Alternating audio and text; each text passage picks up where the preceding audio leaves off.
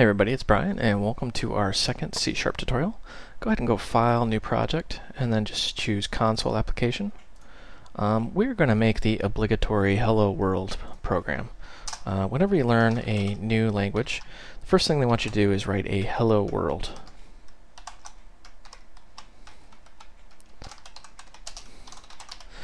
Now, you may see me typing and you're probably wondering, how is he typing so fast? See, when you start typing, that little window pops up. That's called IntelliSense. And you can just either double click on console, or you want to let it selected, you can press tab and it'll write it out for you. And when you press dot, it brings up the properties for that object. So we're just going to type read. So all we've added are two lines to our console application: write line, hello world, and read. Let's go ahead and press Control S to save. Or I'm sorry, save as, and we're just going to call this CS02, and let's put this in whatever location you're going to be saving your projects. Make sure you're all nice and saved there, and let's run this and see what happens. You notice there it says Hello World. Well, we flew through that very quickly, so how did we get to that step? Well, first thing, when it creates our console application, it adds all these using. Now what is this? These are things that we're importing into our program. There's a lot of stuff going on under the hood that we didn't write. Microsoft wrote it for us. For example, system. System.collectionsGeneric, systems.link, systems.text. I don't expect you to know what any of that stuff is. You'll learn this in future tutorials. Just for the time being, kind of click the I believe button and believe that we are importing things. And then namespace, console application 1. Think of a namespace like an apartment. The trick with these namespaces is there can only be one of a specific type in there. For example, we have this program. There can only be one program in this namespace. Don't get hung up on the word program. This could be Fuzzy Bunny Slippers or Bob. We're just going to call it Bob for the time being. There can be only one Bob in your namespace.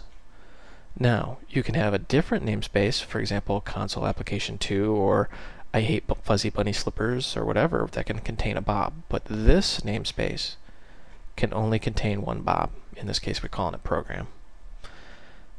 Now, a class is a blueprint. Everything in .NET is an object, and in order for it to be an object, it needs a blueprint, which is called a class. So say it with me. Everything in .NET is an object. That means everything in .NET is a class, or I should say derives from a class. And then we have this ugly looking static void main strings args. What is this thing? Well, that's the main entry point of your application. Static simply means there can be only one. Void means it simply returns nothing. Main is the main entry point, and these are arguments. You can actually pass arguments into your program. You see these squiggly little blocks? C# is actually a C style language, means it uses these blocks. You notice how there's some here, some here. Well, these are called code blocks. For example, that's the namespace code block, and this is the class code block, and this is a function code block. And what that does is it determines the scope and the order of execution, things that we'll cover in future tutorials. For now, all you really need to understand is that you are importing things, you have a namespace, you have a blueprint, you have a starting point, and then you can manipulate the console using write line and read. And we're using read simply because let's comment that out. Notice the double slashes, that comments it out, meaning this will not execute. It's the same thing as if it didn't exist at all. Run this. You notice how the window just appears and disappears almost instantly. That's because the program finished. It didn't have anything left to do. So we're going to say console read just to keep that window open when we run this. So that's all for now. If you like this tutorial, there are many more out on my website, and let me pull it up here real quick. www.voidrealms.com.